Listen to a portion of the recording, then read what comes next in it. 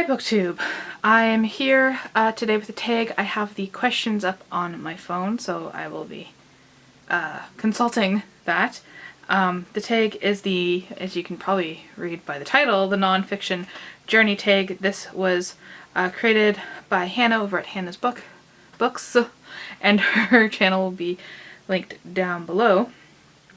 So let's get the questions up here.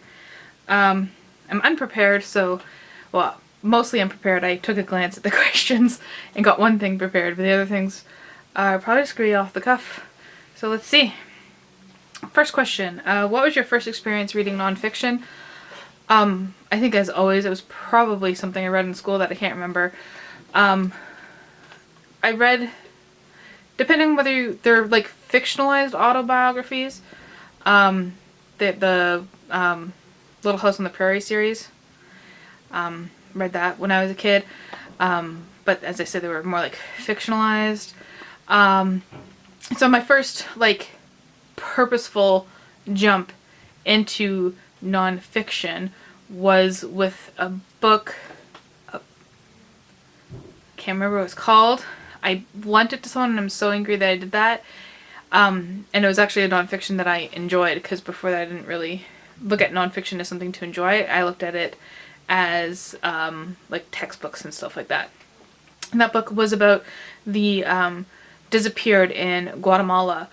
So in a lot of Latin American cultures, and a lot of Latin American histories, I should say, it affected the culture, but it's not the culture to do it. It's the history that did it, is that people who protested the government or were a threat to the government or to threat to whoever was in power, I should say, were routinely disappeared, as in they were taken and never found again. Murdered. There's been mass graves. And it was about that, and about the group of mothers who got together, bandaged together, and created a group. The Mother of the Disappeared. Don't ask me that in Spanish. It's been a long time. I read the book in English. It wasn't in Spanish. I'm not that good in Spanish, even when I was okay at Spanish. Yeah, so that was like the first nonfiction book. And I'm going to look it up, and I'm going to put a picture of the book here. I can't remember what it's called. It had something mountains in the title, like When the Mountains Sang or something like that. Don't quote me on that, though. Yeah, so that was the first nonfiction I remember picking up on purpose and enjoying it. And then the next nonfiction book I believe I picked up was The Screwtape Letters by C.S. Lewis. And I did a project on that in English class. I did not do a project on the other book, so that was, I'm going to count that one. Okay. Question 2, has the reading of a work of nonfiction ever brought you to tears? I'm not a very cryy person. Books have affected me emotionally, internally, but never externally to the point of tears. Yeah, and to be honest, I can't think of any off the top of my head that have done that, and I probably should have prepped more for this, but I didn't want to. Okay, anyways, so I'm just gonna go with no. 3, are there any people who have played a significant role in your nonfiction journey? People specifically, I'd say, like, I picked up that book about Guatemala and the disappeared because I got very interested in Latin American history in high school. I think I must have been 16 when I read that book, I think. So yeah, so the group of teachers that put together this program where we were traveling down to Nicaragua were, I guess, inspirational in me picking up that book and learning more about it. I've always, when I was like in high school and going into university, my main goal was to impress my English teacher, my grade 12 English teacher. So he inspired me quite a bit to pick up more books outside of my comfort zone. Yeah, a lot of our class discussions were actually about getting outside of your comfort zone. I remember he wasn't very much a writer on the chalkboard. He's more of a drawer on the chalkboard. So I remember like the stick person and the bubble around the stick person, and then like the bubble bursting and the person outside of the bubble. Trying to get outside of your comfort zone. I remember that very distinctly. Other than that, I can't think of people specifically who have, of course, like various booktubers have recommended various nonfiction books that I picked up and enjoyed, but I can't think of any one person in particular. Okay, next question. Do you enjoy documentaries? Do you have a favorite? Is there a subject you'd like to see discussed on film? I am a true crime documentary junkie. I love true crime documentaries. Documentaries on cults as well are very intriguing. I recently just finished Love Has Won, which was an interesting cult. I wish there was a warning at the beginning that like the first scene you're gonna see is a dead body. But like, yeah, that's how it begins off. I'd say my oh gosh, I guess there's like, okay, there's two true crime documentaries I have to recommend. The first one is The Jinx, which is it's on Crave in Canada. It was an HBO documentary, so I think like HBO Max or whatever you guys have in the States. Or of course you can go through other means to watch it if you wish. But The Jinx was really good. Just because it was, at the time of the documentary, the suspect, the person the documentary is made on, is free and out. And yeah, he's a very interesting person. And yeah, it's just like, it's mind blowing. Just, you have to watch it. And the next one would be, again, I wish I had prepared better. I'm gonna put a title up here, like the movie poster here, and it was about a family in India, and there were 11 of them, and they were all found hung, like hanging, from like the teenager to the elderly grandmother, in a locked room. So that was like the one that like scared me the most. True crime documentary. That one was really scary. The way that it happened. Yeah. So like those kind of documentaries I love watching. And then another favorite documentary, which is totally on the opposite end of the spectrum, is Baraka by, I can't remember his name. Hopefully it'll be on the movie poster here. And Baraka is a wordless documentary, and it's more about art and displaying cultures without commentary. And it's just a beautiful, beautiful movie. I sometimes will just put it on in the background, just to kind of like occasionally glance at it, because I've seen it so many times that, you know, I've watched it a few times just kind of like just to watch it and be engulfed by the beauty of the film. But other times I just have it playing in the background because it's beautiful to hear and occasionally to glance over and see these beautiful scenes. It also inspired my favorite fiction movie, which is called The Fall. So yeah, there's those connections there. Is there a subject you'd like to see discussed on film? I mean, they're probably all made, right? Like, there's so many documentaries out there made. Sorry, my phone just went off. So what kind of documentary would I like to be made? I would like to see more documentaries done on fundamentalists. There's been a few. There's been the one about that big church in LA. I'll put the movie poster up here again. And there were Shiny Happy People, about the Duggars, which I'll put up here. And there's a few other religions. Maybe I'd like more exploration of the IF. There's been a few other documentaries with them that I'd like to explore, but I'm glad that they're finally getting exposed. I would, if you have a recommendation, there's probably some other that I haven't found out, movies about like trad wives. Trad wives, if you don't know, are women who,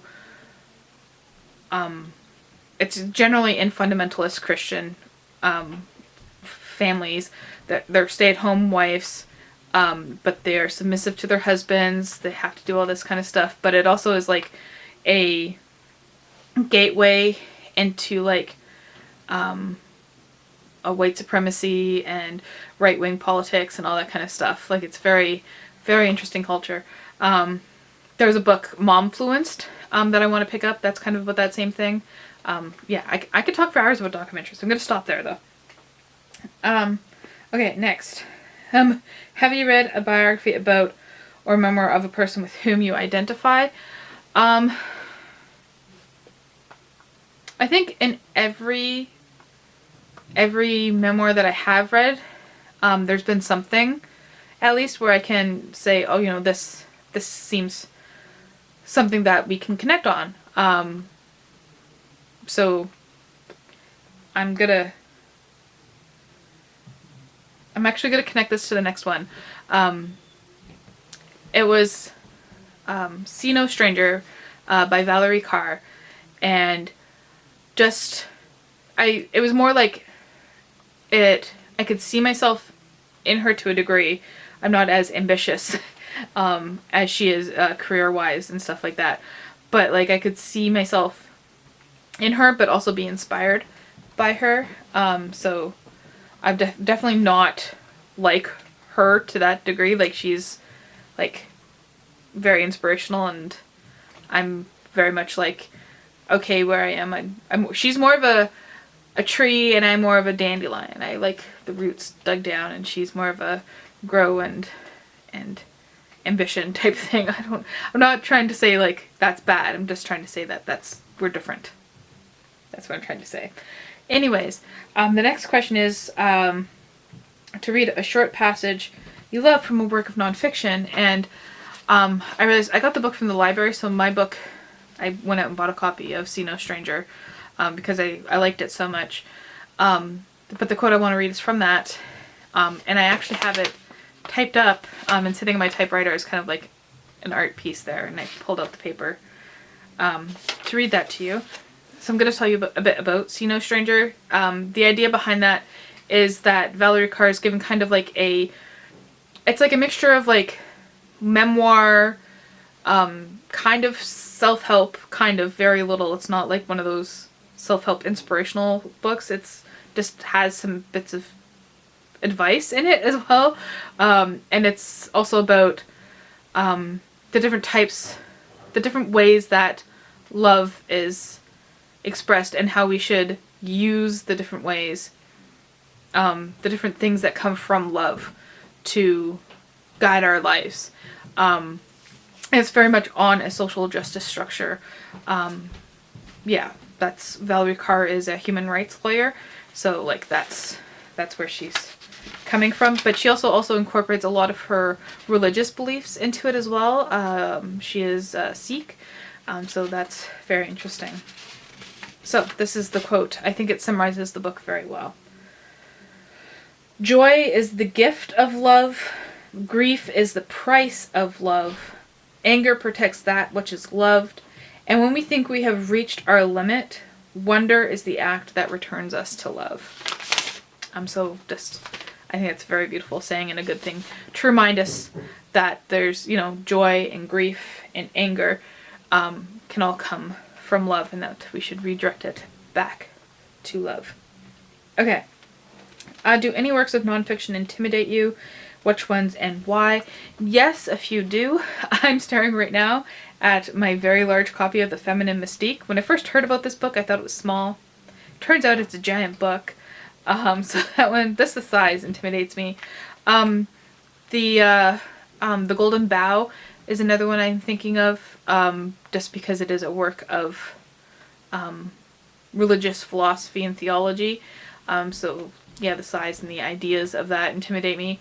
I really want to read Wittgenstein's Tractatus Philosophicus, and me not even be able to say the title shows you like the book. It's generally known as really like difficult to read, but I'm really interested in the idea of solipsism, like not in believing solipsism, but in the philosophy of it is just sounds really interesting. It's basically just like, philosophy people are gonna come after me, but like in the interest of like keeping this short and brief and getting a very general idea of it across, it's the like, the only thing I can be sure of that is real is myself. Question number 8: what tips would you give to people hesitant to read nonfiction? Don't worry about it. Just read what you want to read, to be honest. But if you are interested in reading nonfiction, look for narrative nonfiction. And there's quite a bit of that out there. I'd recommend a good place to start is Jon Krakauer, in my personal experience, is that he creates a story around the nonfiction. So like, it's very obvious, beginning, middle, end. There's a plot kind of pulling you through, like a story, like a work of fiction, except what's happening is real. That's what I would suggest you do, is start off with narrative nonfiction. So go back to what you loved as a child and find a book about that. So for example, for me, dinosaurs. Always loved dinosaurs. So I read The Rise and Fall of the Dinosaurs by Steve Bersati, which is one of my favorite nonfictions of all time. So that was, it was kind of nostalgic and going back and like, dealing with your inner child and, healing them, and it was all great, right? So that's another recommendation, is spark that passion that you had as a child again. Okay. Number 9, what are your favorite works of nonfiction? Well, I said The Rise and Fall of the Dinosaurs by Steve Bersati, See No Stranger by Valerie Carr. I'm looking at my nonfiction shelf over here. Oh, anything, if you're interested in religion, anything by Karen Armstrong or Riza Aslan. Yeah, those two are great religious historians. Another great religious book is Biblical Womanhood. I can't remember the author's name, so I'll put the title up here, where she really dissects, as I said before, the idea of trad wives and their adherence to biblical womanhood. She really dissects it and tears it to pieces. Oh gosh, I'm trying to think off the top of my head. I have nonfiction books over here, so let's look. Jon Krakauer, Under the Banner of Heaven. That's a true crime nonfiction. And 22 Murders. 22. I think it's called 22 Murders.